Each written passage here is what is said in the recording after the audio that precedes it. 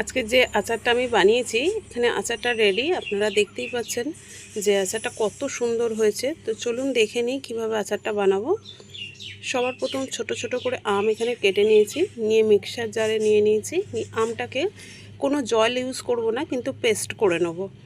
তো যখন আমটা এখানে পেস্ট হয়ে যাবে, এখানে আমি টোটাল 4 কেজি মতন আম নিয়েছি। সেই অনুযায়ী আমাকে এখানে মশলা অ্যাড করতে হবে।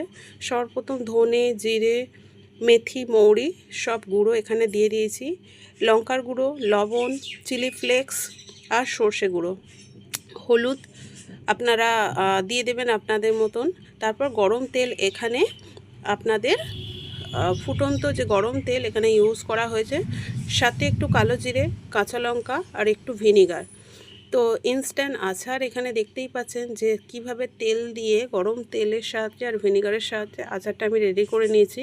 এখানে কোনো রোদে না দিলেও আচারটা খুব ভালো থাকবে, সারা বছর স্টোর করে আপনারা খেতে পারবেন।